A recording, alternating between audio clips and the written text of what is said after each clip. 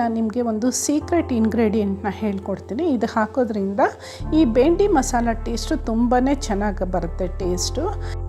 ಸ್ವಾದ ಕೊಟ್ಟಿರೋದ ಅಭಿಮಾನಿಗಳಿಗೆಲ್ಲ ಸ್ವಾಗತ. ಹಾಗೆ ಯಾರೆಲ್ಲ ಇನ್ನೂ ಚಾನಲ್ಗೆ ಸಬ್ಸ್ಕ್ರೈಬ್ ಮಾಡ್ಕೊಂಡಿಲ್ಲ ಸಬ್ಸ್ಕ್ರೈಬ್ ಮಾಡಿಕೊಂಡು ವಿಡಿಯೋನ ನೋಡಿ ಅಂತ ಹೇಳ್ತಾ ಇವತ್ತಿನ ವಿಡಿಯೋನ ಶುರು ಮಾಡಿ. ಹಲೋ ಎವ್ರಿವನ್, ಇವತ್ತು ನಾನು ಬೆಂಡಿ ದಹಿ ಮಸಾಲ ಮಾಡೋಕ್ಕೆ ರೆಡಿ ಮಾಡಿ ಇಟ್ಕೊಂಡಿದ್ದೀನಿ.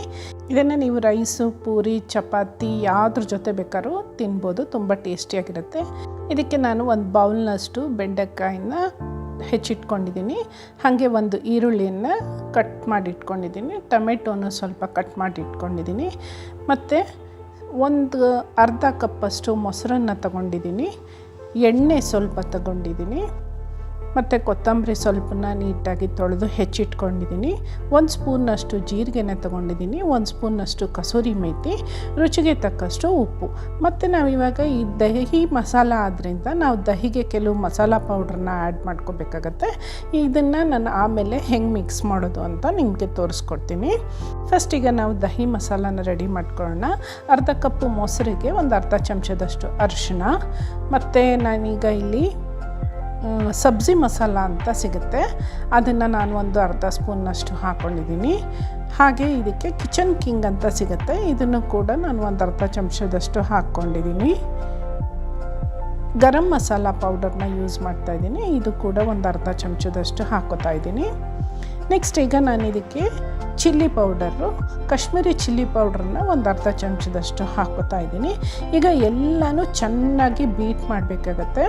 ಒಂದು 2 to 3 ಮಿನಿಟ್ಸ್ ಇದನ್ನು ಚೆನ್ನಾಗಿ ಈ ಥರ ಬೀಟ್ ಮಾಡೋದ್ರಿಂದ ಮಸಾಲ ಪೌಡ್ರೆಲ್ಲ ಮೊಸರು ಜೊತೆಗೆ ಚೆನ್ನಾಗಿ ಮಿಕ್ಸ್ ಆಗಬೇಕು. ನಿಮಗೆ ಲಂಪ್ಸ್ ಎಲ್ಲೂ ಇರಬಾರ್ದು, ಮತ್ತು ಅದು ಬೆಣ್ಣೆ ಥರ ಫಾರ್ಮ್ ಆಗುತ್ತೆ. ಸೊ ಎಲ್ಲ ಮಿಕ್ಸ್ ಆದರೆ ನಿಮಗೆ ನೀಟಾಗಿ ಹೊಂದ್ಕೊಳ್ಳುತ್ತೆ ಅದು. ಸೊ ಆದಷ್ಟು ಒಂದು 2 to 3 ಮಿನಿಟ್ಸ್ ಇದನ್ನು ಬ್ಲೆಂಡರೆಲ್ಲ ಯೂಸ್ ಮಾಡೋದೇನು ಬೇಡ, ಸ್ಪೂನಲ್ಲೇ ಹೀಗೆ ಚೆನ್ನಾಗಿ ಸ್ಮ್ಯಾಶ್ ಮಾಡ್ದಂಗೆ ಮಾಡಿ ಈ ಥರ ರೆಡಿ ಮಾಡಿ ಇಟ್ಕೋಬೇಕಾಗತ್ತೆ ಫಸ್ಟು. ಸೊ ಇದು ಒಂದು ಮಸಾಲೆ ಎಲ್ಲ ನಾವು ಒಗ್ಗರಣೆಗೆಲ್ಲ ಹಾಕ್ಕೊಳ್ಳೋ ಹೊತ್ತಿಗೆ ಇದು ಚೆನ್ನಾಗಿ ಸ್ವಲ್ಪ ಮಸಾಲೆ ಎಲ್ಲ ಮೊಸರು ಜೊತೆಗೆ ಚೆನ್ನಾಗಿ ಹೊಂದ್ಕೊಳ್ಳುತ್ತೆ. ಈಗ ನಾನು ಒಲೆನ ಹತ್ತಿಸ್ಕೊಂಡು ಒಂದು ಬಾಣಲೆನ ಇಟ್ಕೊತಾ ಇದ್ದೀನಿ. ಈ ಬೆಂಡಿ ದಹಿ ಮಸಾಲನ ನೀವು 10 to 15 ಮಿನಿಟ್ಸ್ ಒಳಗಡೆ ಈಸಿಯಾಗಿ ಮಾಡ್ಕೊಂಡ್ಬಿಡ್ಬೋದು. ಇದನ್ನು ಇವಾಗ ಲಂಚ್ ಬಾಕ್ಸ್ಗೆಲ್ಲ ತೊಗೊಂಡು ಹೋಗೋಕ್ಕೂ ಕೂಡ ತುಂಬ ಚೆನ್ನಾಗಿರುತ್ತೆ. ಚಪಾತಿ, ಪೂರಿ, ರೈಸು ಏನು ಬೇಕಾದರೂ ಮಾಡಿಕೊಂಡು ಇದನ್ನ ಜೊತೆಗೆ ನಂಚ್ಕೋಬೋದು. ಈಗ ನಾನಿಲ್ಲಿ 2 ರಿಂದ 3 ಸ್ಪೂನ್ನಷ್ಟು ಎಣ್ಣೆನ ಹಾಕೋತಾ ಇದ್ದೀನಿ. ಎಣ್ಣೆ ಸ್ವಲ್ಪ ಬಿಸಿ ಆದಮೇಲೆ ಇದಕ್ಕೆ ನಾನು ಬೆಂಡೆಕಾಯಿನ ಹಾಕಿ ಚೆನ್ನಾಗಿ ಹುರ್ಕೋತಾ ಇದ್ದೀನಿ. ಲೇಡೀಸ್ ಫಿಂಗರ್ನ ಹಾಕಿ ಹುರಿದ ಮೇಲೆ ಅದು ಲೋಳೆ ಎಲ್ಲ ಹೋಗಬೇಕು. ಸ್ವಲ್ಪ ಡ್ರೈ ಆಗಿದ್ದಷ್ಟು ತುಂಬ ಚೆನ್ನಾಗಿ ಬರುತ್ತೆ, ಆದರೆ ಅದು ಬೇಯಬೇಕಾಗುತ್ತೆ. ಬೇಯೋವರೆಗೂ ಕೂಡ ಒಂದು 5 to 10 ಮಿನಿಟ್ಸ್ ಈ ಥರ ಫ್ರೈ ಮಾಡಿದಾಗ ನೋಡಿ ಒಂದಕ್ಕೊಂದು ಅಂಟ್ಕೋತಾ ಇಲ್ಲ, ನೀಟಾಗಿ ಈ ಥರ ಹುರ್ಕೋಬೇಕಾಗತ್ತೆ. ಆ ಎಣ್ಣೆ ಎಲ್ಲ ಅದು ಬೆಂಡೆಕಾಯಿ ಅಬ್ಸರ್ವ್ ಮಾಡ್ಕೋಬೇಕು, ಅಲ್ಲಿ ತನಕ ಇದನ್ನು ಹುರ್ಕೋಬೇಕಾಗತ್ತೆ. ಮತ್ತು ನಿಮಗೆ ಅಂಟೆಲ್ಲೂ ಬರಬಾರ್ದು ಬೆಂಡೆಕಾಯಲ್ಲಿ. ಬೆಂಡಿ ಫ್ರೈ ಮಾಡಿದಷ್ಟು ನಿಮಗೆ ಟೇಸ್ಟ್ ಜಾಸ್ತಿ ಆಗುತ್ತೆ.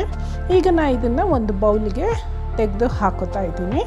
ಫಸ್ಟು ಬೆಂಡೆಕಾಯಿನೆಲ್ಲ ತೆಗೆದಿಟ್ಕೊಂಡು ಆಮೇಲೆ ನಾವು ಮತ್ತೆ ಇವಾಗ ಒಗ್ಗರಣೆಯನ್ನು ಮಾಡ್ಕೋಬೇಕಾಗತ್ತೆ.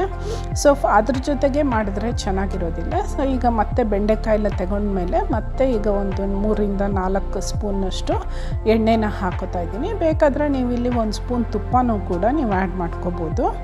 ಎಣ್ಣೆ ಬಿಸಿ ಆದಮೇಲೆ ಇದಕ್ಕೆ ಒಗ್ಗರಣೆ ಮಾಡ್ಕೊಳ್ಳೋಣ. 1 ಸ್ಪೂನ್ ಜೀರಿಗೆ ಹಾಕಿ ಒಗ್ಗರಣೆ ಮಾಡ್ಕೋತಾ ಇದ್ದೀನಿ. ಜೀರಿಗೆ ಪಟಪಟ ಅಂತ ಅಂದಮೇಲೆ ಒಂದು ಈರುಳ್ಳಿನ ಹಾಕ್ಕೊಂಡು ಚೆನ್ನಾಗಿ ಫ್ರೈ ಮಾಡ್ಕೋಬೇಕಾಗತ್ತೆ. ಈರುಳ್ಳಿ ಟ್ರಾನ್ಸ್ಪರೆಂಟ್ ಆಗಬೇಕು, ಅಲ್ಲಿ ತನಕ ಫ್ರೈ ಮಾಡ್ಕೊಳ್ಳಿ. ಇಲ್ಲಿ ನಾನು ಸ್ವಲ್ಪ ದಪ್ಪದಾಗೆ ಹೆಚ್ಕೊಂಡಿದ್ದೀನಿ, ನೀವು ಬೇಕಾದ್ರೆ ಸಣ್ಣದಾಗೂ ಹೆಚ್ಕೋಬೋದು, ಇಲ್ಲ ಉದ್ದುದ್ದಕ್ಕೂ ಹೆಚ್ಕೋಬೋದು. ಈಗ ನಾನು ಈರುಳ್ಳಿ ಬೆಂದ ಮೇಲೆ ಸ್ವಲ್ಪ ಇದಕ್ಕೆ ನಾನು ಸ್ವಲ್ಪ ಟೊಮೆಟೊನ ಆ್ಯಡ್ ಮಾಡ್ಕೊತಾ ಇದ್ದೀನಿ. ಅದನ್ನು ಕೂಡ ಒಂದು 2 to 3 ಮಿನಿಟ್ಸ್ ಫ್ರೈ ಮಾಡಬೇಕಾಗತ್ತೆ. ಅದು ಫ್ರೈ ಆದಮೇಲೆ ನಾವು ಮೊಸರಲ್ಲಿ ಮಸಾಲಾನ ನೆನೆಸಿಟ್ಟಿದ್ವಲ್ಲ ಅದನ್ನು ಹಾಕ್ಕೊಂಡು ಅದನ್ನು ಕೂಡ ಒಂದು 2 to 3 ಮಿನಿಟ್ಸ್ ಫ್ರೈ ಮಾಡಬೇಕಾಗತ್ತೆ. ಪಕ್ಕದಲ್ಲೆಲ್ಲ ಅದು ಎಣ್ಣೆನ ಬಿಟ್ಕೊಂಡು ಬಂದಾಗ ಅದು ಬೇಕಾಗಿದೆ ಅಂತ ಸ್ವಲ್ಪ ಹಸಿ ವಾಸನೆ ಎಲ್ಲ ಹೋಗುತ್ತೆ. ಈಗ ನಾನು ಬೆಂಡೆಕಾಯನ್ನು ಹಾಕೋತಾ ಇದ್ದೀನಿ. ಚೆನ್ನಾಗಿ ಅದನ್ನು ಮಿಕ್ಸ್ ಮಾಡ್ಕೋಬೇಕಾಗತ್ತೆ. ಒಂದು 2 ನಿಮಿಷದಷ್ಟು ಮಿಕ್ಸ್ ಮಾಡಿಕೊಂಡು ಈಗ ನಾನು ಇದಕ್ಕೆ ಮಿಕ್ಕಿದೆಲ್ಲ ಪದಾರ್ಥನ ಆ್ಯಡ್ ಮಾಡ್ತಾ ಹೋಗ್ತೀನಿ. ರುಚಿಗೆ ತಕ್ಕಷ್ಟು ಉಪ್ಪನ್ನು ಹಾಕೋತಾ ಇದ್ದೀನಿ. ಮತ್ತು 1-2 ನಿಮಿಷ ಫ್ರೈ ಆದರೆ ಅದು ಹೊಂದ್ಕೊಳ್ಳುತ್ತೆ.